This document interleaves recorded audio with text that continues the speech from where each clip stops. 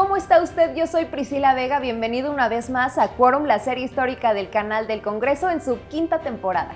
Yo soy Salvador Queotlazolin y en esta ocasión vamos a 1956, un año definitivo para la historia porque obviamente hizo ver al mundo lo que era vivir bajo el terror de la Guerra Fría. Pero ¿qué más sucedió? Vamos a revisar la historia en Quórum. ¿Y por qué es importante saber de historia?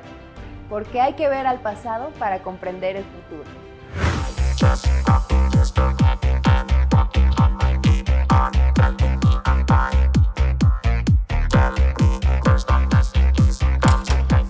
El 25 de julio, el transatlántico Andrea Doria se hunde tras colisionar con el buque Estocolmo en medio de la niebla, causando la muerte de 51 personas. En diciembre, la niebla de smog sobre Londres mató a más de 1,000 personas por el solo hecho de respirar. El 8 de agosto, 262 mineros, principalmente italianos, mueren en un incendio en Marcinelle, Bélgica. El 19 de abril, el terremoto de Atarfe y Arbolete azota el sur de España, matando a 12 personas. El 12 de agosto, el huracán Betsy azotó Puerto Rico, destruyó 15,000 casas y mató a 37 personas. El 9 de julio, el terremoto de Amorgos sacude el archipiélago de las Cícladas en el mar Egeo. El temblor y el posterior tsunami causan la muerte de 53 personas. El 1 de mayo, se descubre la enfermedad de Minamata, en Japón, envenenamiento por mercurio industrial que estremece, mutila y mata. Más de 2,000 personas mueren y más de 10,000 quedan paralíticas de por vida. El huracán Flossie se originó el 23 de septiembre y azotó la costa central del Golfo de México. El número de muertos fue de 15. El 30 de junio se da una terrible colisión aérea en el Gran Cañón en Arizona, causando la muerte de las 128 personas a bordo de ambos aviones. El accidente conlleva cambios radicales en la regulación de los vuelos y el control del tráfico aéreo. El 1 de agosto, el tifón Wanda tocó tierra en el este de China, cerca de Zhoushan, dejando 5,000 muertos. La explosión y el incendio del tanque de la refinería de Maquis del domingo 29 de julio mató a 19 bomberos. El desastre más espantoso de 1956. El 7 de agosto, 7 camiones del ejército cargados con cajas de dinamita explotan en Cali, Colombia. Se estima que el número de muertos oscila entre 6,000 y 10,000. Nunca se sabrá el número exacto de víctimas porque en la fosa común se enterraron cuerpos despedazados y cráneos. En 1956, el mundo se encontraba en medio de la Guerra Fría y el entorno internacional se sacudía con el inicio de enfrentamientos entre países adversarios que detonarían en guerras y sucesos violentos.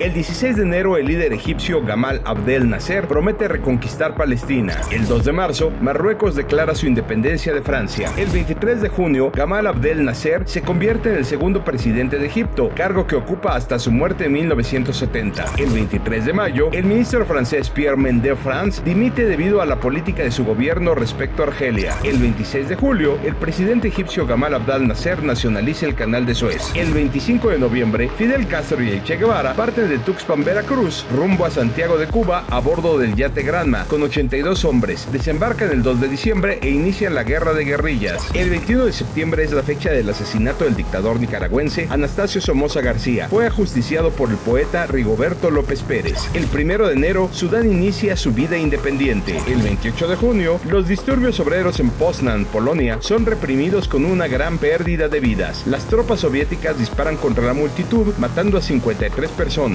El 24 de octubre, Francia y el Reino Unido permiten a Israel invadir la península del Sinaí en Egipto y ocupar el canal de Suez con el apoyo de los otros dos gobiernos, lo que da lugar a la crisis de Suez. El 29 de octubre, Israel invade la península del Sinaí y empuja a las fuerzas egipcias hacia el canal. El 31 de octubre, el Reino Unido y Francia bombardean Egipto para forzar la reapertura del canal de Suez. El 3 de noviembre, se da una masacre cuando soldados israelíes matan a más de 400 personas en el campamento de Khan Yunis. El 23 de diciembre, las tropas británicas y francesas abandonan la región del Canal de Suez. Israel controla la península del Sinaí hasta 1957. El 8 de enero, 5 misioneros estadounidenses son asesinados por invadir el territorio del pueblo Waorani de Ecuador. El 11 de febrero, los espías británicos Guy Burgess y Donald McLean reaparecen en la Unión Soviética tras estar desaparecidos durante 5 años. Del 14 al 25 de febrero, se celebra en Moscú el 20º Congreso del Partido Comunista grandiosa de la Unión Soviética. El 25 de febrero, Nikita Khrushchev ataca la veneración de Joseph Stalin en su discurso sobre el culto a la personalidad y sus consecuencias, en una sesión secreta que clausuró el Congreso. El 30 de julio, el presidente Dwight D. Eisenhower firma una resolución conjunta del Congreso que autoriza como lema nacional de Estados Unidos la frase "En Dios confiamos".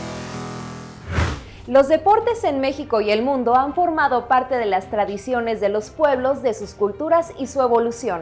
Veamos las hazañas que se realizaron en el ámbito deportivo durante 1956.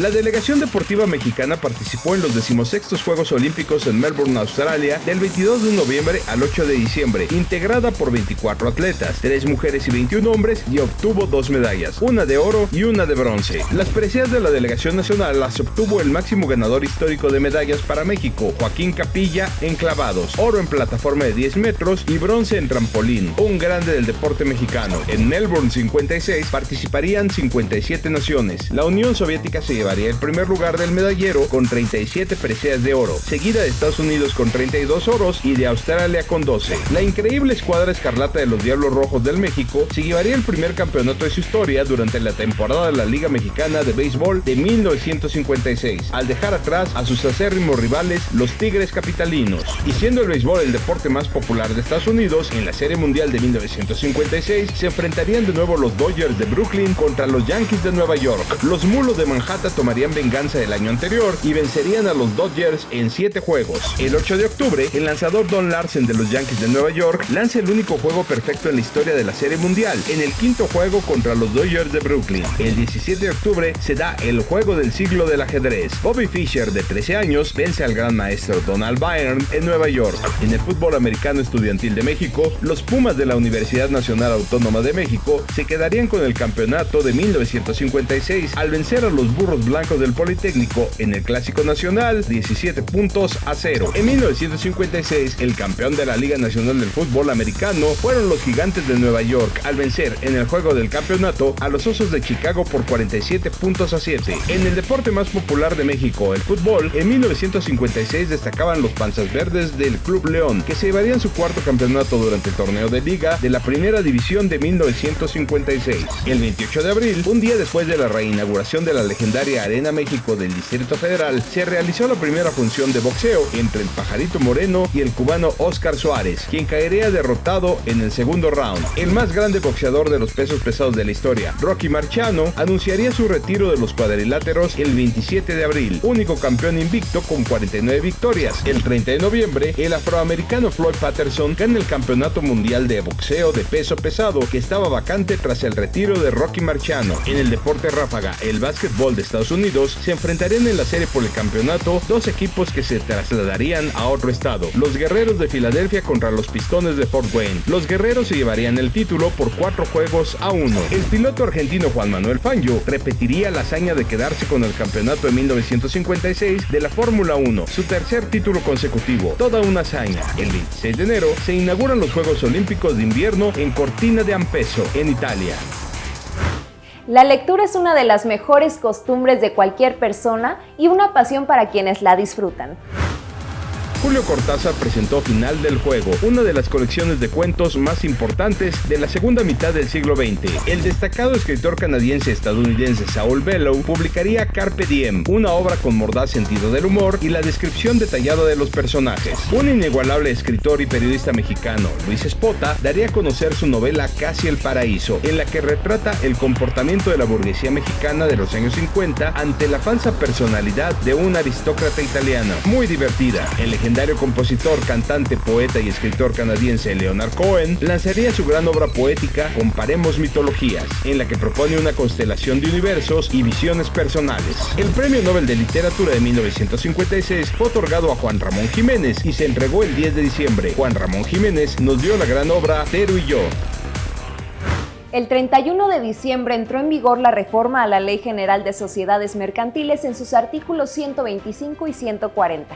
También la reforma a la Ley Federal del Impuesto sobre Ingresos Mercantiles en su artículo 82 y la Ley Monetaria de los Estados Unidos Mexicanos en sus artículos 1, 2 y 3.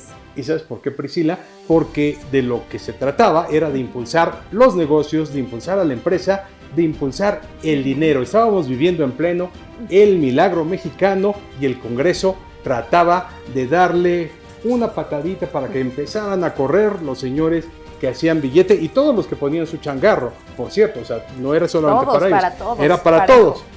Pero, ¿qué más pasó en México en 1956? Vamos a verlo aquí en Quórum, la serie histórica del canal del Congreso.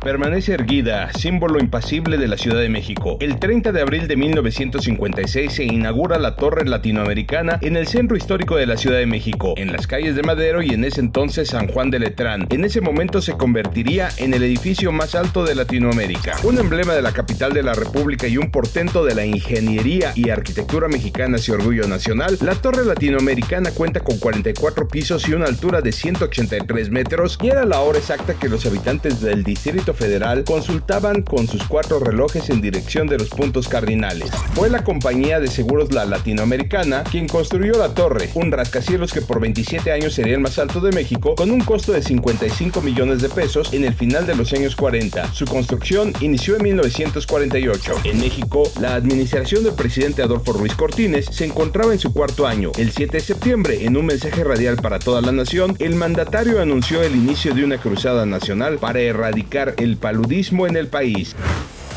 En la máxima casa de estudios de México, la UNAM, habría cambios. En febrero, el Consejo Universitario aprobaría el cambio del plan de estudios de la Escuela Nacional Preparatoria. Al concebirse la idea del bachillerato único, significó un total fracaso. El 11 de abril, todas las escuelas politécnicas se declararon en huelga. La comunidad estudiantil y la académica reclamaban la promulgación de la ley orgánica que diera existencia legal al Instituto Politécnico Nacional y el establecimiento del Sistema Nacional de Enseñanza Técnica. La lucha de los politécnicos no terminaría, aunque la Federación Nacional de Estudiantes Técnicos, la FENET, levantaría la huelga el 21 de junio sin haber conseguido ningún acuerdo con el gobierno y sin la aprobación de la mayoría de la comunidad. Solo se les concedería la destitución del director general del Instituto Politécnico Nacional. El movimiento del Politécnico está considerado como uno de los antecedentes del movimiento estudiantil de 1968 porque enfrentó la represión del gobierno de Ruiz Cortines cuando el 23 de septiembre soldados del ejército ocuparon las instalaciones del internado del IPN y aprendieron a los dirigentes, a quienes acusaron del delito de disolución social. Conoce la obra del Dr. Atl. Gerardo Murillo, como era su nombre, fue un destacado artista, científico, escritor, periodista, maestro y explorador. Por todo ello, el Senado de la República lo condecoró el 7 de octubre con la medalla Belisario Domínguez.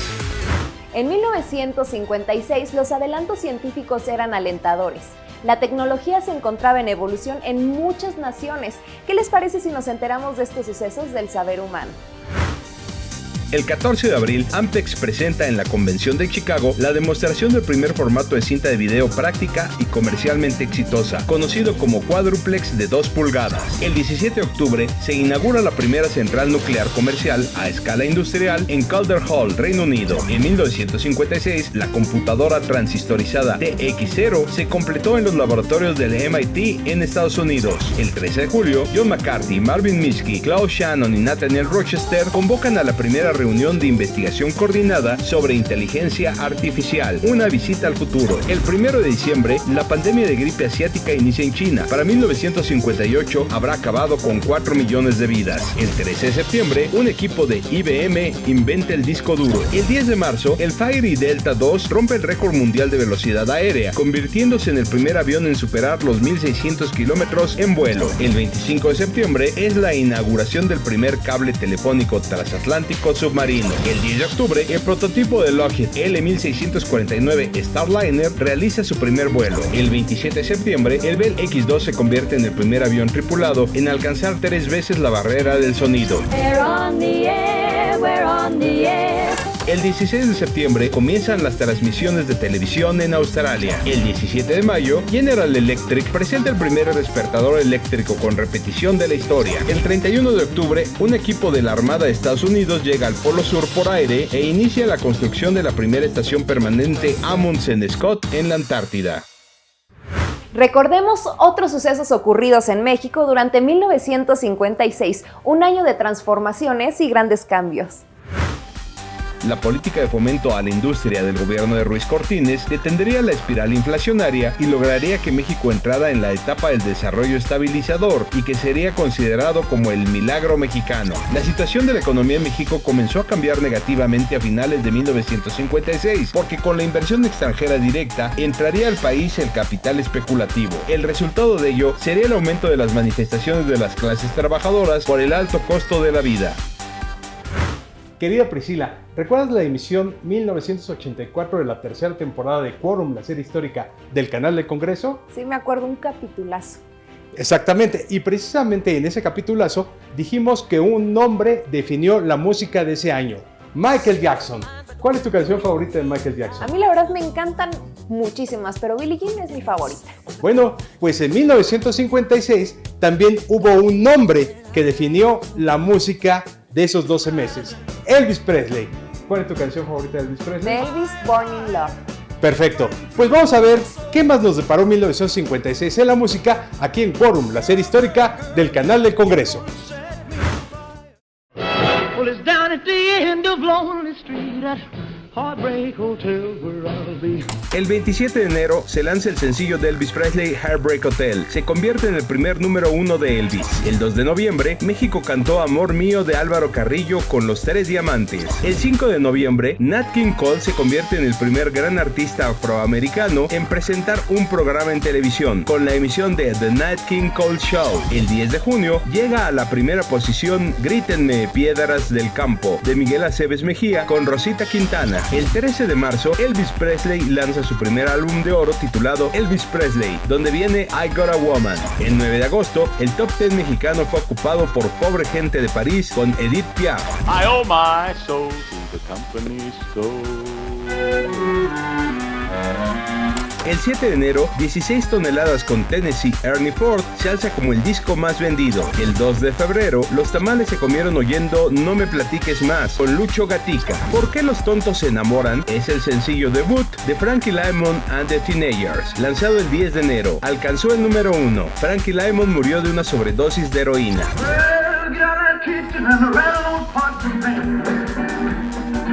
El 28 de enero, Elvis Presley debuta en televisión nacional en The Dorsey Brothers Stage Show. El 4 de julio, disfrutamos de Estoy Perdido con Los Tres Haces. El 10 de marzo, Carl Perkins con Blue Sweat Shoes entra en las listas del Rhythm and Blues, la primera vez que un artista de música country lo consigue.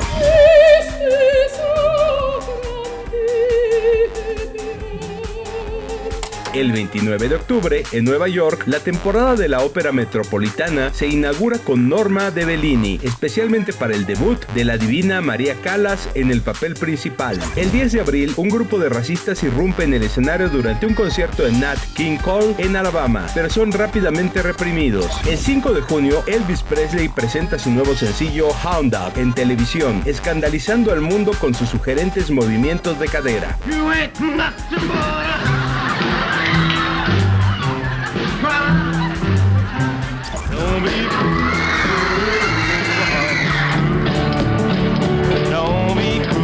Elvis Presley con Don't Be Cruel alcanza el primer lugar Billboard el 22 de septiembre y se mantiene 27 semanas. El 19 de diciembre, rompiendo el récord de mayor número de sencillos simultáneos de un solo artista, Elvis Presley ocupa 9 puestos de los Hot 100, encabezando con Love Me Tender. Love me tender, love me long, tell me you are mine. Si revisamos la historia de 1956, podemos comprender lo ocurrido en el mundo con su vertiginosa transformación. Vamos a ver qué pasó en 1956. El 23 de marzo, Pakistán se convierte en la primera república islámica. El 23 de octubre estalla la revolución húngara contra el gobierno prosoviético, originada en una manifestación estudiantil en Budapest. Hungría intenta abandonar el Pacto de Varsovia. El 26 de octubre, las tropas del Ejército Rojo Soviético invaden Hungría. El 4 de noviembre inicia la revolución húngara de 1956. Más tropas soviéticas invaden Hungría para aplastar la revuelta. Miles de personas mueren y casi 250,000 abandonan el país. El 11 de noviembre, los últimos insurgentes sucumben ante el ejército soviético invasor. El 9 de marzo, los británicos deportan al arzobispo Makarios de Chipre. El 1 de junio, Vyacheslav Molotov dimite como ministro de Asuntos Exteriores de la Unión Soviética. El 6 de noviembre, en las elecciones presidenciales de Estados Unidos de 1956, el republicano Dwight D. Eisenhower derrota por tremenda paliza a su contrincante demócrata Adlai Stevenson. El 9 de marzo, las Fuerzas Armadas soviéticas reprimen a tiros las manifestaciones en la República Soviética de Georgia. Mataron a 200. El 9 de agosto se inaugura la exposición This is Tomorrow en la Whitechapel Art Gallery de Londres. El 19 de diciembre, el médico británico John Bodkin Adams es arrestado por el asesinato de 2 pacientes en Inglaterra. Será absuelto. Es sospechoso de hasta 163 asesinatos de pacientes por las herencias. El 12 de marzo, 96 congresistas estadounidenses firman el Manifiesto del Sur, una protesta contra el fallo de la Corte Suprema que desegregó la educación pública. El 7 de abril, España renuncia a su protectorado en Marruecos. El 20 de marzo, Túnez se independiza de Francia. El 21 de abril, Margaret Truman, ex primera hija de Estados Unidos, contrae matrimonio con Clifton Daniel. Del 25 al 26 de enero, las tropas finlandesas ocupan Porkala, después de que las tropas soviéticas desalojen su base militar. El 18 de junio, las últimas tropas británicas abandonan Egipto. El 3 de diciembre, ocurre la explosión de la terminal Bush en Brooklyn. Mueren 12.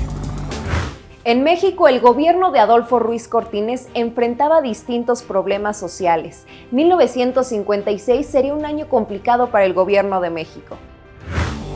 El presidente Ruiz Cortines inició una intensa campaña de vacunación contra la poliomielitis con la vacuna tipo Salk que había sido probada en 1955. La campaña sería muy exitosa porque en este año se registraron 320 casos, casi la mitad de los ocurridos un año anterior. La primera bomba de cobalto para el tratamiento del cáncer fue adquirida este año por el Instituto Nacional del Cáncer. En 1956 se establecería el servicio de telefonía de llamadas de larga distancia entre el Distrito Federal y Toluca. En este año también se instalarían los primeros teléfonos de alcancía. ¿Lo recuerda? El 1 de agosto, el Servicio Postal Mexicano emitiría un timbre para conmemorar el centenario de la primera estampilla postal de México en el gobierno de Ignacio Comonfort. 1956 es el año de los 10 mandamientos, la épica fílmica de Cecil B. DeMille que nos habla de la huida de Egipto. Una película con unos efectos especiales para su época impresionantes. ¿A ti te gustan los 10 mandamientos? Me gusta la película y me gusta el protagonista, Charlton Heston. ¿Te gusta Charlton Heston? Me encanta, sí.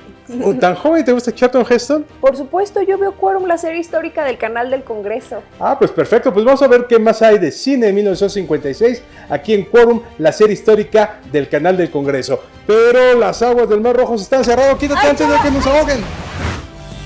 Clavillazo abre 1956 con Pura Vida el 29 de febrero. Soy pura vida. El 23 de febrero, Norma Jean Mortensen cambia legalmente su nombre a Marilyn Monroe. El 19 de septiembre se estrena La muerte en este jardín de Luis Buñuel, una película surrealista y filosófica. La 28ª edición de los premios Oscar se celebró el 21 de marzo. Jerry Lewis fue el presentador. Marty se convirtió en la cinta más corta en ganar el premio a la mejor película. Buena es Marty Harrison.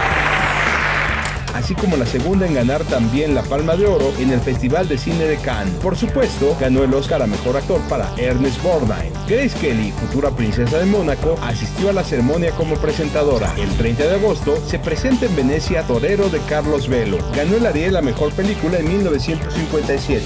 El 3 de noviembre, Oklahoma se estrena en Estados Unidos en CinemaScope, ya que no todas las salas estaban equipadas para 70 milímetros. La película se rodó 2 veces, en lugar de imprimir versiones en 2 procesos fílmicos diferentes como hacemos hoy. El 15 de junio, en el Salón Candiles del Hotel del Prado, se llevó a cabo la premiación del Ariel a lo mejor de 1955 por parte de la Academia Mexicana de Artes y Ciencias Cinematográficas. Pedro Infante resultó ser ganador como mejor actor por la película La vida no vale nada. El premio a mejor actriz fue para Prudencia Grifel por Una mujer en la calle. Anabel Gutiérrez resultó ganadora por actuación juvenil en Escuela de Vagabundos. Luis Buñuel ganó por la mejor dirección por Robinson Crusoe. El 19 de abril, Grace Kelly contrae matrimonio legal con Rainero III, príncipe de Mónaco. ¿Que no me oyen?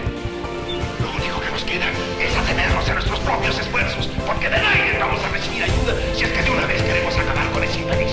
El 18 de julio llega a las pantallas La Escondida de Roberto Gabaldón, drama que explora el amor y la supervivencia en el México rural. El 28 de noviembre se estrena en Francia la película de Roger Vadim y Dios creó a la mujer, convirtiendo a Brigitte Bardot en un símbolo internacional. A partir del 2 de septiembre se filma Ladrón de Cadáveres, mezcla de terror y lucha libre, protagonizada por Columba Domínguez y Wolf Rubinskis, clásico del subgénero. El 28 de junio se estrena la versión fílmica de El Rey y yo, protagonizada por Deborah Kerr. Ganó el Oscar a la mejor interpretación para Yul Brynner como el Rey de Siam. Tintán y Yolanda Varela fueron las estrellas de El Sultán Descalzo, de Gilberto Martínez Solares, que se estrenó en México el 31 de marzo. El 11 de marzo, la película de Laurence Olivier, Ricardo III, se estrena en Estados Unidos en cines y en televisión el mismo día. Se emite como matiné vespertina en una versión recortada, uno de los primeros experimentos de este tipo. Laurence Olivier es posteriormente nominado al Oscar por su actuación. El 24 de febrero, Doris Day graba su canción más famosa, ¿Qué será, será? Pertenece a la película de Alfred Hitchcock, El hombre que sabía demasiado. 1956 fue un año básico para Cantinflas, con La vuelta al mundo en 80 días, que llegó a salas el 22 de diciembre, una aventura épica de humor y acción. El 29 de junio, Marilyn Monroe se casa con el dramaturgo Arthur Miller en Nueva York.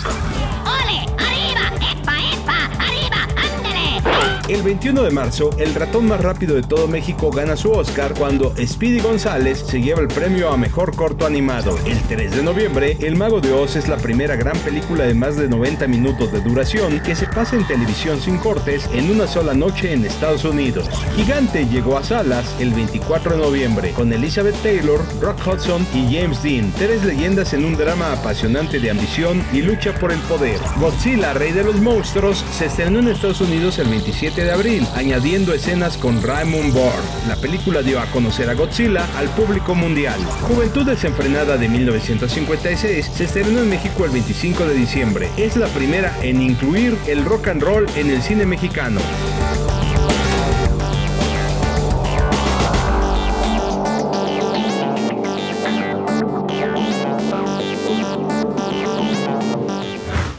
Así llegamos al final de este programa de Quórum, la serie histórica del canal del Congreso. Esperamos haya sido de su agrado. Yo soy Priscila Vega. Y yo soy Salvador Cuauhtlazolin. Como siempre nos despedimos con música, en esta ocasión con Ojos Azules, Frank Sinatra, I Got You Under My Skin, un tema que él regraba en 1956, es original de Cole Porter, pero su versión es icónica y por eso nos queremos despedir con ella. Pris, bailemos. I Got You Under My Skin. Es Frank Sinatra. I've got you under my skin. I've tried so not to give in. I have said to myself, this affair, it never will move so well. But why should I try to resist when, baby, I know damn well that I've got you under my skin. I'd sacrifice anything, come what might, for the sake of having you near. In spite of a warning voice, comes in the night, it repeats in my ear.